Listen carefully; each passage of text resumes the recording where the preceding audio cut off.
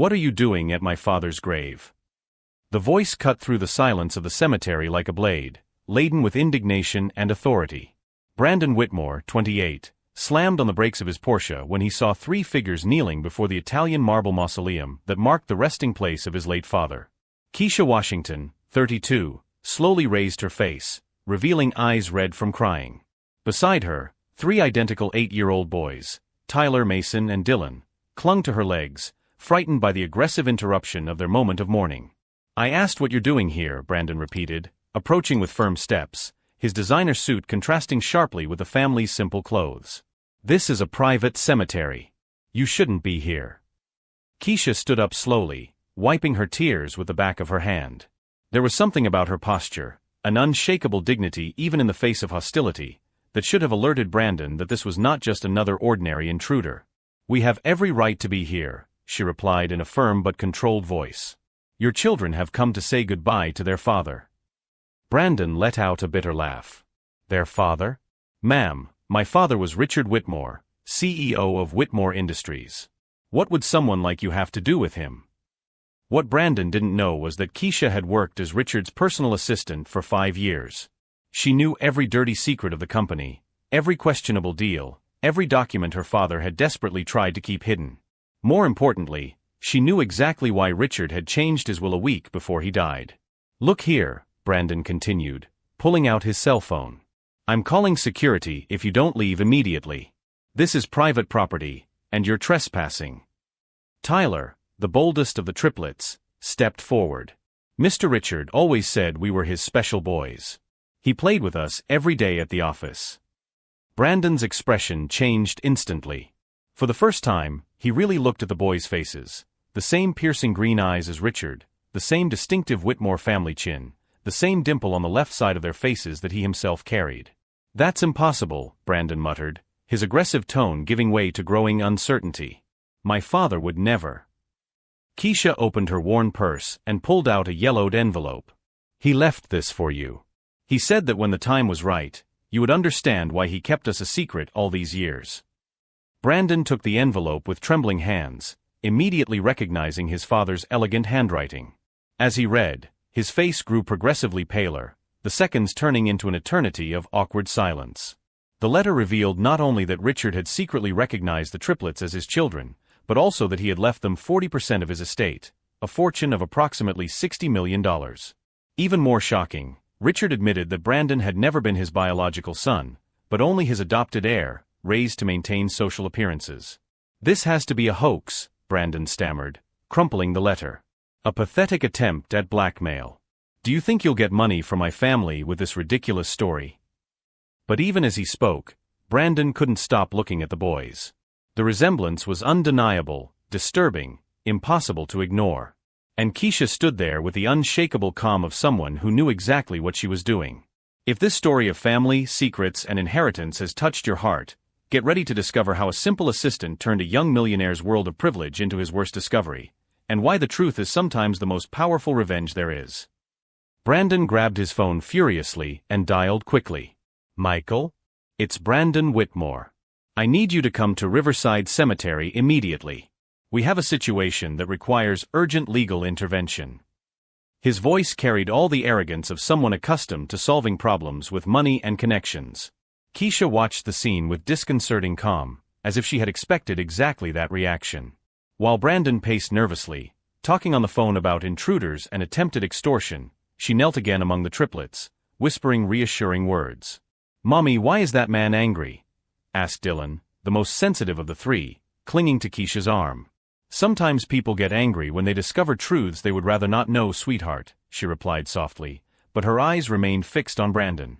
"But the truth always finds a way to come out." 20 minutes later, a black Mercedes pulled up next to the mausoleum. Michael Harrison, the Whitmore family's lawyer for 15 years, got out of the car looking extremely annoyed at being disturbed on a Saturday afternoon. At 52, he had built his reputation defending wealthy families in delicate situations like this. "Brandon, what's going on here?" Michael asked, adjusting his glasses as he assessed the scene. "This woman showed up out of nowhere with these boys, claiming they're my father's children." Brandon gestured aggressively toward Keisha. She has a forged letter and is trying some kind of elaborate scam. I want you to sue her for defamation, extortion, trespassing, anything that can land her in jail." Michael approached Keisha with the condescending air of someone who had dealt with opportunists before. "Ma'am, I am the Whitmore family's attorney. I understand that the death of an important person can attract malicious individuals, but I can assure you that any attempt at fraud will be prosecuted to the full extent of the law." Keisha slowly stood up, reaching for her purse and pulling out a binder. "Mr. Harrison, I believe you should see this before making any accusations." Her voice maintained that irritating serenity that was making Brandon increasingly nervous. She opened the folder, revealing not only Richard's original letter, but dozens of other documents. There were photos of the baby triplets with Richard, medical records of paternity tests performed years ago, emails exchanged between them discussing the boy's future, and even copies of monthly bank transfers Richard had made to a savings account in the triplets' names. Michael examined the documents with growing discomfort, especially when he found his own signature authenticating some of them. His expression changed dramatically, from condescension to confusion, then to something that looked like contained panic. This is impossible," Michael muttered, recognizing documents he himself had prepared in absolute secrecy years ago. Richard never mentioned much," Keisha interrupted, her voice taking on a firmness that made both Brandon and Michael instinctively recoil. "As his personal assistant for 5 years, I had access to all his files, all his private meetings, all his special arrangements." Brandon snatched the documents from Michael's hands. "These are elaborate forgeries. My father would never have children with a, he stopped himself, but the damage was done. The word he almost uttered hung in the air like a toxic cloud. "With a what, Brandon?"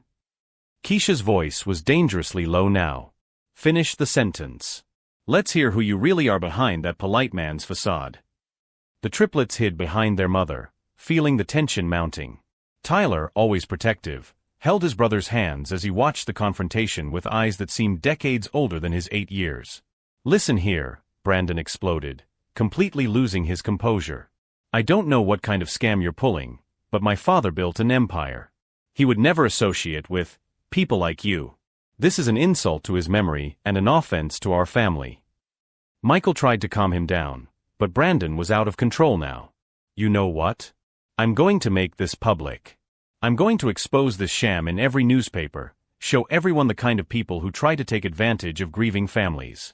When I'm done with you, you won't even have a place to live." That's when something changed in Keisha's face. What had been patience and dignity turned into something much more dangerous: cold, calculated determination. She picked up her phone and began typing rapidly. "What are you doing?" Brandon demanded. "Sending an email," she replied calmly. "To the board of directors at Whitmore Industries, to the major shareholders, to some very competent investigative journalists, and, oh yes, to the Internal Revenue Service." The blood drained from Michael's face.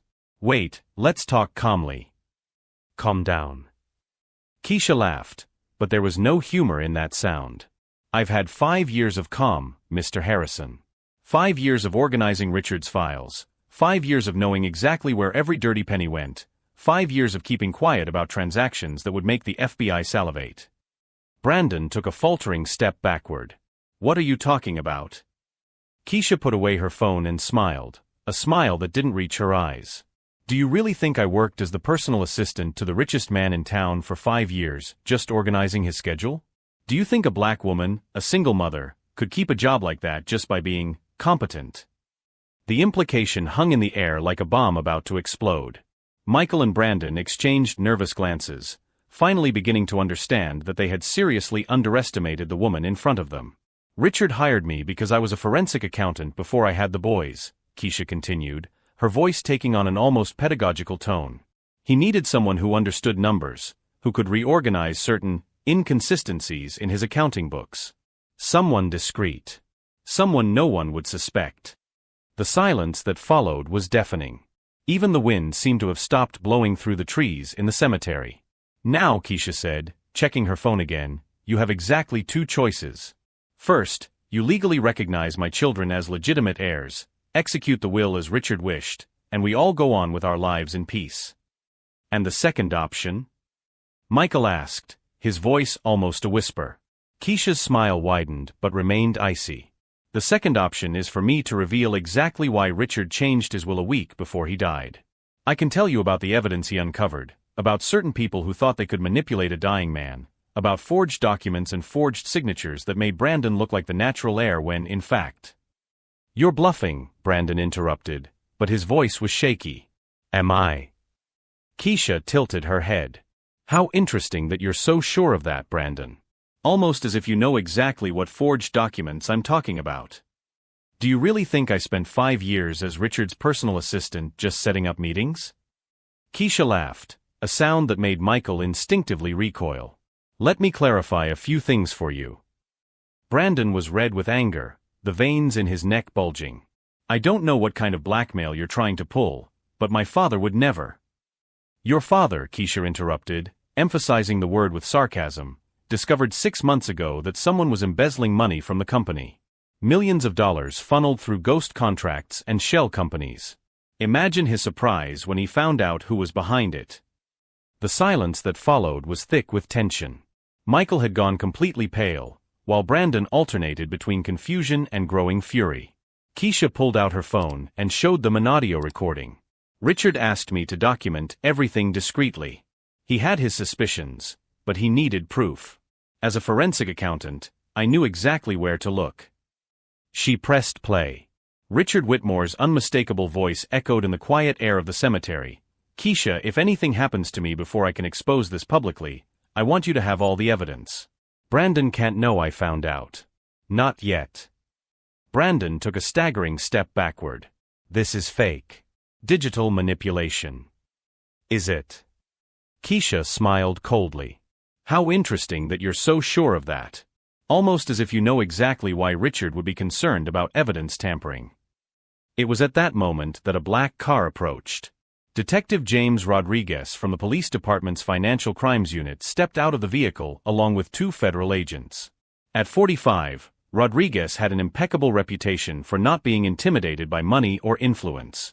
Ms. Washington, he greeted Keisha respectfully. We received your email with the preliminary evidence. Very impressive documentation work. Michael tried to intervene.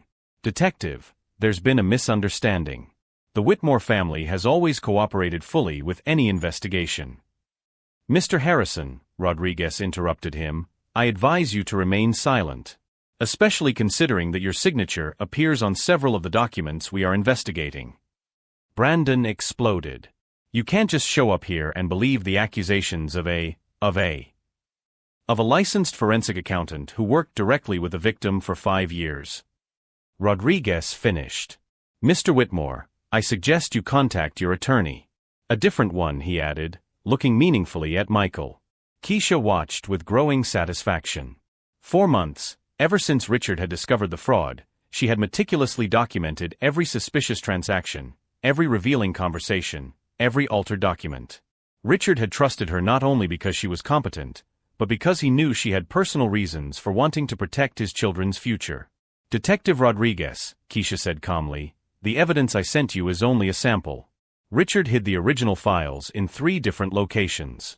All the passwords and locations are in the will he left with me. What will? Brandon shouted. The only valid will is with our lawyers. Keisha pulled another envelope from her purse. You mean the forged will that was discovered 2 days after Richard's death? The one that conveniently omits any mention of the triplets and leaves everything to his adopted son. Michael's expression changed to one of utter terror. Brandon looked as if he had been struck by lightning. Adopted? What are you talking about? Oh, Brandon, Keisha shook her head with feigned sympathy. Richard discovered that you weren't just a thief. You're not even a blood Whitmore. He had a DNA test done after he began to suspect fraud. The results explain a lot. Rodriguez signaled to the federal agents, who began to approach Michael and Brandon. Gentlemen, you are suspects in a corporate fraud and legal document forgery scheme. You have the right to remain silent. Wait. Brandon shouted, finally realizing the gravity of the situation. This is a misunderstanding. I can explain everything. Keisha knelt down again between her sons, who had watched everything with a mixture of curiosity and concern. Tyler, always the most observant, whispered, Mommy, will they stop being mean to us now? Yes, sweetheart, she replied, hugging all three boys. Sometimes the truth takes a while to come out, but when it does, it fixes a lot of things. As Michael and Brandon were handcuffed, the latter shouted desperate accusations about conspiracies and setups. But his words sounded hollow in the face of the mountain of evidence Keisha had patiently compiled. Rodriguez approached her. Mrs. Washington, we're going to need your formal statement. And those passwords you mentioned. Of course, detective, Keisha smiled, taking a flash drive from her purse. Richard was very meticulous. Every penny stolen is documented here, with dates, times, and even recordings of the meetings where Brandon discussed how to hide the money. As the police cars drove away with Michael and Brandon, Keisha remained in the cemetery with her children. She placed her hand on Richard's gravestone, whispering, "We did it, Richard. Your boys will have the future you wanted for them." What Brandon and Michael didn't know was that Keisha had spent the last 6 months not only gathering evidence, but also establishing connections with federal prosecutors, investigators specializing in white-collar crime, and even investigative journalists interested in the story. But there was one last surprise waiting, one that even Richard hadn't anticipated when he decided to trust Keisha with his darkest secrets, because sometimes true justice comes from unexpected places, and the sweetest revenge is the kind that turns victims into victors in ways no one could ever imagine. 3 hours later, at the federal police station, Brandon sat in a sterile interrogation room, his handcuffs clanking against the metal table every time he tried to gesture. On the other side of the one-way mirror, Keisha watched as Detective Rodriguez presented stack after stack of evidence she had meticulously compiled. "Mr. Whitmore," Rodriguez opened a thick folder, "we have here bank records showing transfers of $2.3 million from the Whitmore Industries corporate account to a shell company called Millennium Consulting. A company that, interestingly, has only one registered employee, you." Brandon tried to maintain his composure, but beads of sweat were beginning to form on his forehead. "This is a misunderstanding. Millennium Consulting is a legitimate consulting firm that we hired to." "For what, exactly?" Rodriguez interrupted him, sliding another document across the table. "Because according to the records Ms. Washington provided us, Millennium Consulting never produced a single report, never had a real physical address, and was created exactly 3 days after Richard Whitmore was diagnosed with terminal cancer." Brandon's expression changed from defensive arrogance to something close to panic. For the first time, he was beginning to understand the extent of what Keisha had uncovered and documented. "There's more," Rodriguez continued, turning on a tape recorder. "Your secretary, Jennifer Mills, has decided to cooperate fully with our investigation. Apparently, she saved copies of all the emails you asked her to delete." Jennifer's voice echoed through the room. "Brandon told me to delete all records of communication with Millennium Consulting. He said it was to simplify the books after his father died. When I asked if this was legal, he told me I wasn't paid to ask questions." Brandon clenched his fists, the veins in his neck bulging. Jennifer is a disgruntled employee. She was being fired for incompetence. "Interesting," Rodriguez smiled coldly. "Because she also recorded several conversations with you. Would you like to hear the one from March 15th, where you discuss how to forge your dying father's signature to legitimize your fraudulent transfers?"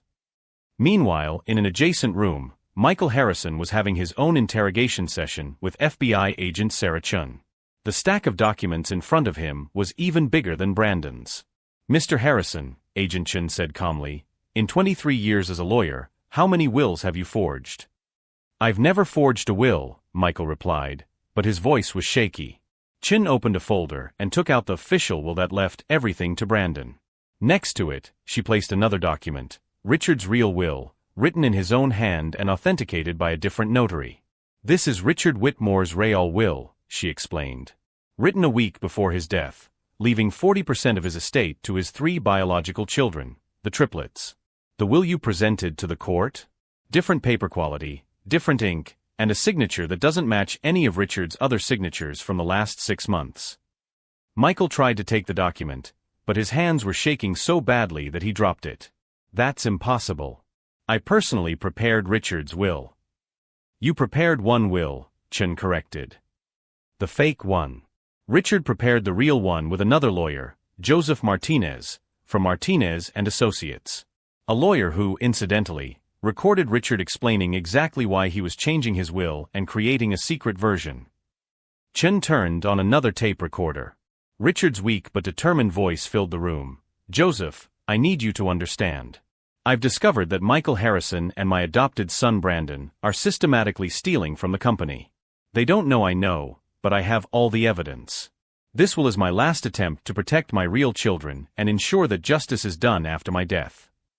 Michael slumped in his chair, finally realizing there was no escape. Richard knew.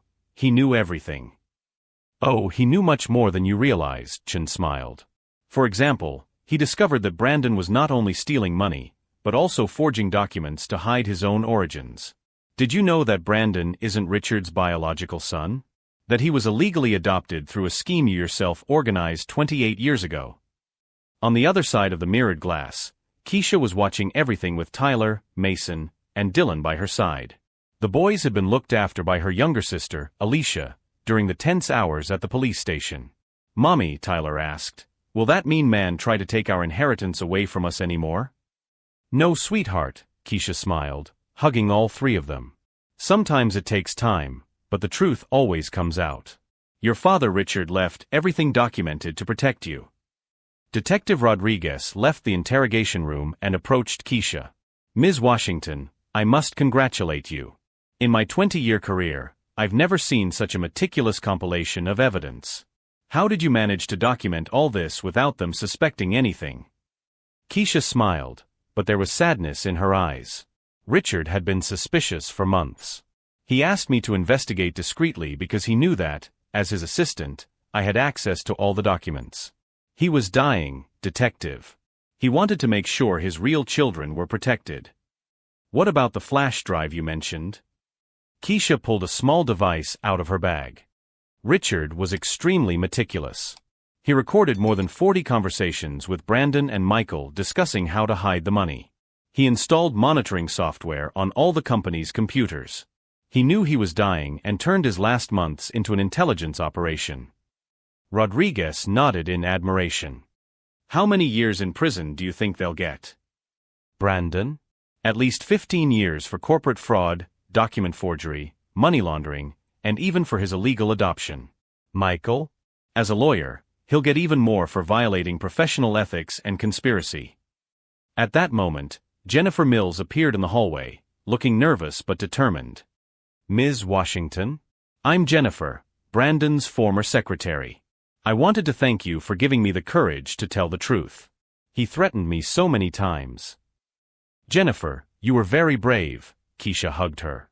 "Richard always said you were a good person forced to do the wrong thing. He really talked about me. Constantly. He knew Brandon was coercing you. In fact," Keisha smiled, "Richard left specific instructions for you to receive financial compensation for being forced to participate in the scheme against your will." Jennifer began to cry. "I don't deserve anything. I was part of it all." "You were being threatened by a powerful and desperate man," Keisha consoled her. Richard understood that.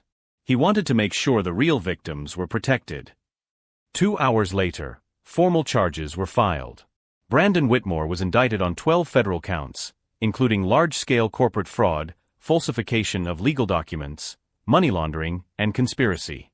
Michael Harrison faced 15 charges, including will forgery, breach of professional ethics, and criminal conspiracy.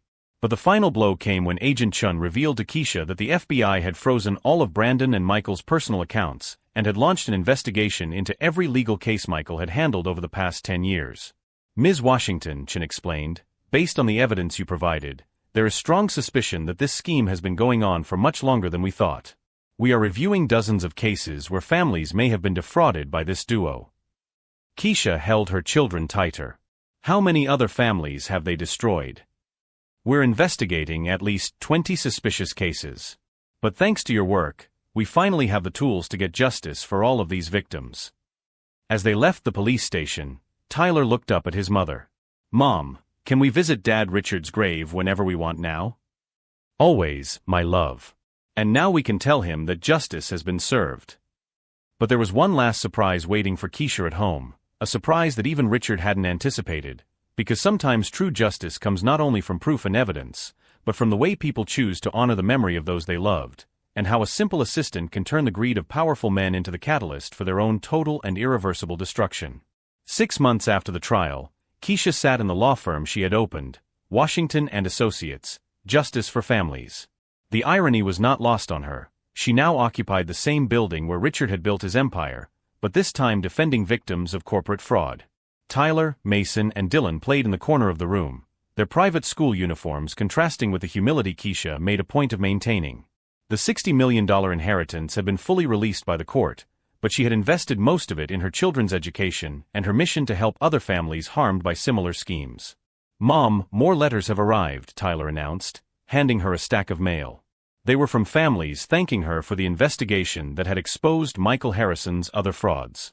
17 additional cases had been uncovered, resulting in millions of dollars in compensation for the victims. Detective Rodriguez appeared at the door with a satisfied expression. "Keisha, I have good news. Brandon received 18 years in federal prison without the possibility of parole.